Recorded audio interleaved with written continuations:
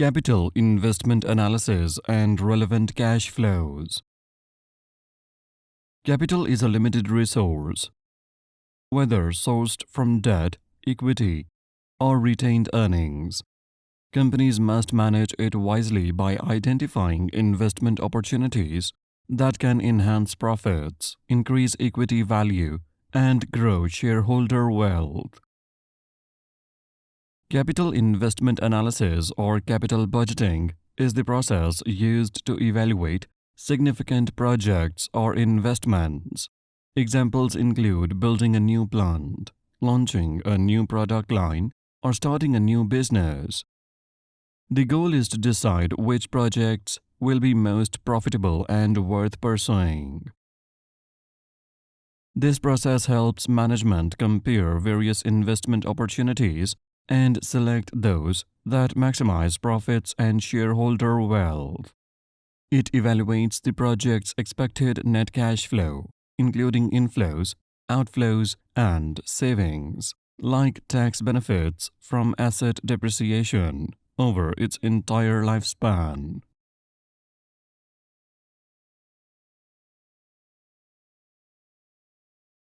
Incremental approach focuses only on the additional cash flows directly resulting from the investment. Differential approach used when comparing multiple alternatives. It considers only the cash flow differences between the options. Capital investment analysis is a comprehensive, life cycle approach to making informed decisions about long-term investments.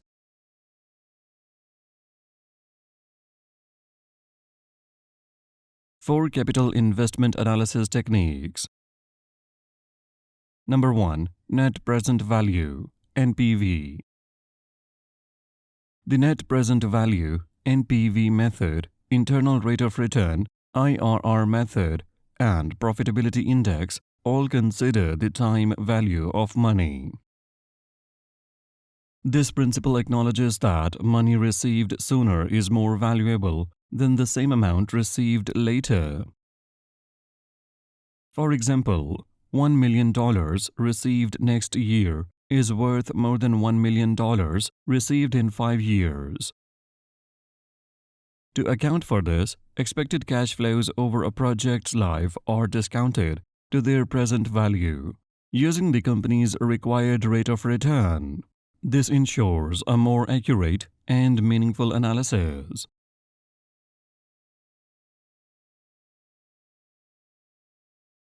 Payback method. The payback method calculates how long it takes to recover the initial investment from the project's expected cash inflows. Unlike other methods, it does not consider the time value of money. Discounted payback method. The discounted payback method is a variation of the payback method. It calculates how long it takes to recover the initial investment, but instead of using raw cash inflows, it considers their present values, incorporating the time value of money.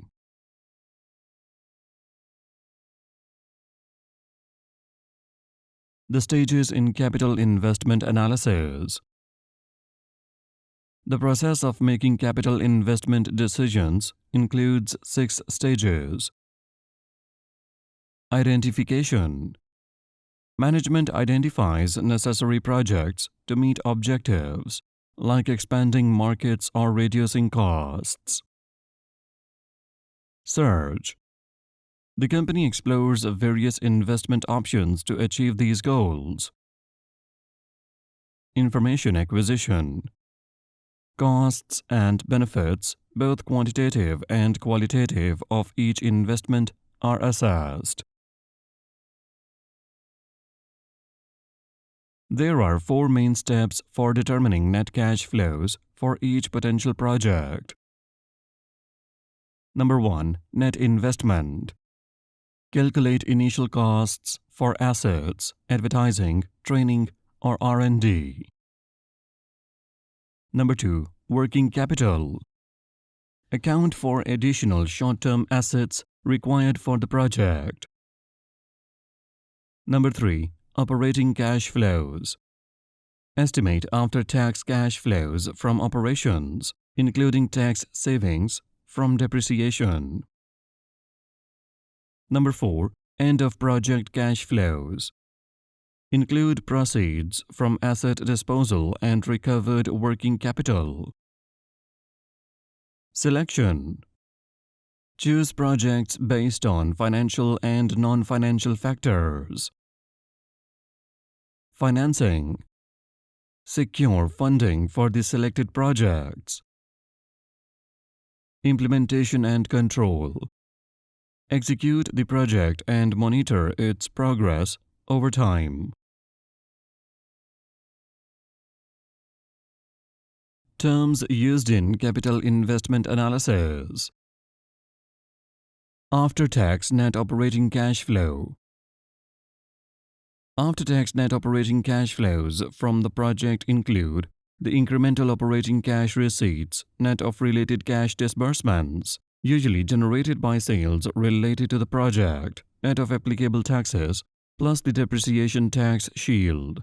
The depreciation tax shield is the benefit received from reduced income taxes because of the incremental tax depreciation expense on the project's depreciable assets that decreases taxable income and thus decreases income taxes. Avoidable cost. The cost that can be avoided or eliminated either by deciding not to invest or ceasing to invest. Because these costs may be different between or among options, they are relevant costs. Committed cost. A specific cost that a company has agreed to assume, such as a signed contract to purchase goods or services, even if the company has not yet received the item or been invoiced for it. A committed cost cannot be changed even though the money has not yet been paid. If a committed cost cannot be changed by any current decision, then it is not relevant to a decision-making process because the cost will be the same no matter which alternative is ultimately selected. Common cost.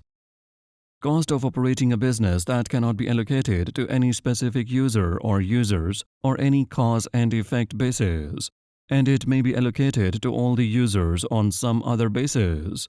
The cost will be the same in total regardless of which option is selected, so it is not relevant. Cost of capital. The weighted average cost of after-tax interest on debt and the implicit and explicit costs of equity capital. The cost of capital is the starting point for determining the required rate of return for a project. The cost of capital is often used as the discount rate in net present value calculations, though it may be adjusted to compensate for systematic market risk. Deferrable or discretionary cost. A cost that can be deferred to future periods without creating a significant impact in the current period. Differential operating cash receipts, cash disbursements, or net cash flows. The difference in operating cash receipts, cash disbursements, or net cash flows between two alternatives. Differential receipts, disbursements, and cash flows result from choosing one option over another option, and they are relevant factors in decision-making. Differential operating cash receipts, disbursements, and cash flows are not the same as incremental operating cash receipts, disbursements, and cash flows. See below. Fixed cost. A cost that remains constant over a specific range of activity or the relevant range. Imputed cost. A cost that is not explicitly stated but that must be calculated. An imputed cost may be a form of opportunity cost, see below, which is the benefit from the next best option that is surrendered to use company resources elsewhere. Incremental operating cash receipts, cash disbursements, or net cash flows. The additional operating cash receipts, cash disbursements, or net cash flows that result from choosing an activity over not choosing any activity. Incremental operating cash receipts, disbursements, and cash flows are relevant factors in decision making. Opportunity cost. The benefit that could have been gained from an alternative use of the same resource. An opportunity cost is the contribution to income that is lost when a limited resource is not used in its best alternative use, or the next highest valued alternative use that was given up to achieve a specific objective. Relevant cash receipts, cash disbursements, or net cash flows. Cash receipts, cash disbursements, or net cash flows that are future and that vary with one course of action over another. They are relevant factors in a decision because all other receipts, disbursements, and cash flows are the same for all options. Relevant cash receipts, cash disbursements, or net cash flows may be either incremental or differential. Sunk cost. A cost that has already been incurred and therefore is not relevant since it will not be changed by any new decision.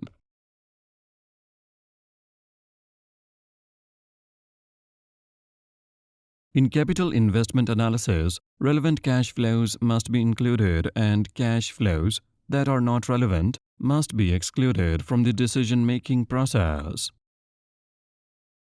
The difference between cash flow and accounting profit. Accounting profit. The profit or loss shown on the income statement calculated using accounting rules, GAAP. Cash flow. Actual cash received minus cash paid during a period. The difference arises because timing of cash and expenses. Investments like assets are paid upfront but expensed as depreciation over time. Depreciation reduces accounting profit but doesn't involve cash outflow during those periods. Revenue recognition. Revenue is recorded when a performance obligation is met, even if cash is received earlier or later. Expense recognition. Expenses are recorded in the period they relate to, regardless of when cash is paid.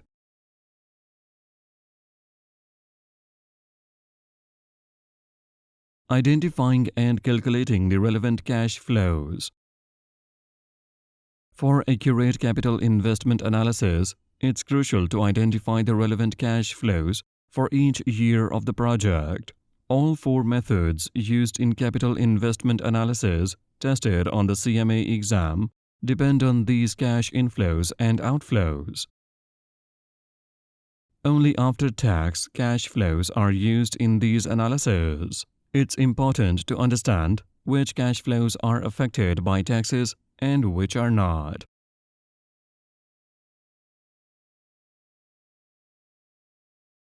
Relevant cash flows. Relevant cash flows are expected future cash flows that differ between alternatives. Relevant cash flows can be either differential or incremental. Differential cash flows are those that differ between two alternatives. Incremental cash flows are those that are received or disbursed additionally because of an activity, such as a potential investment. Cash flows that are the same for all the options under consideration are not relevant because they will be the same no matter what decision is made. Expected cash flow. The annual expected cash flow in a capital investment analysis for a given year is the expected value of the forecasted cash flows for that year. The expected value is the weighted average of all possible outcomes, where each outcome is multiplied by its probability. The sum of all probabilities must equal 100%. To calculate expected cash flow, multiply each potential cash flow by its probability, then add up all the results to get the weighted average. When do cash flows take place? Initial investment, year 0. The initial cash outflows for the project are assumed to happen at the very start of year 0, the first year of the project. Time value of money. In analysis that use time value of money, expected cash flows after year 0 are assumed to occur at the end of the year, even though they might happen throughout the year. This simplifies calculations and doesn't affect the decision significantly. Payback method. In the payback method, which doesn't use time value of money, cash flows are assumed to occur evenly throughout each year, allowing for fractions of years, for example, 3.6 years for payback. Tax effects. When a cash flow has tax implications, it's treated as occurring at the same time as the related cash flow. The cash flow is multiplied by 1 minus tax rate to calculate the after-tax amount. If it's a negative cash flow, an outflow, the same formula applies because the outflow reduces taxable income, lowering the tax due.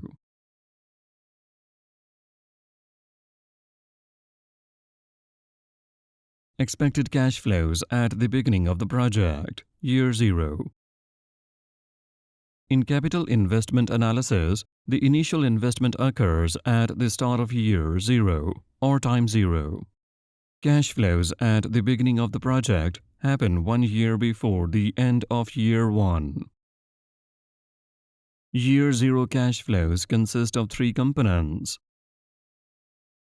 Initial investment in fixed assets. This is the money spent on purchasing, setting up, and testing assets needed for the project. There is no immediate tax effect, but tax benefits will arise later through depreciation. Initial working capital investment. This involves changes in current assets, like inventory and accounts receivable, and liabilities, like accounts payable, due to the project.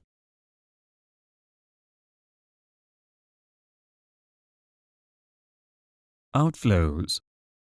Cash spent on raw materials, inventory, and the increase in accounts receivable, payment owed by customers. Inflows. Increase in liabilities like accounts payable, money owed to suppliers that reduces the net cash outflow.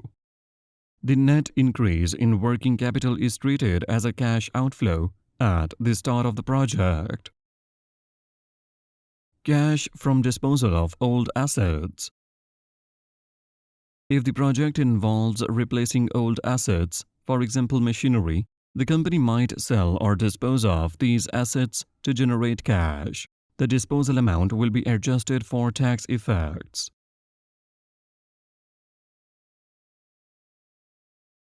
If the asset is sold for a gain, the gain is taxed, reducing the cash inflow. If the asset is sold at a loss, the loss can reduce taxes, increasing the cash inflow. In summary, year 0 cash flows include the costs for assets and working capital, the proceeds from disposing of old assets, and the tax effects of those disposals. These cash flows help determine the total investment needed to start the project.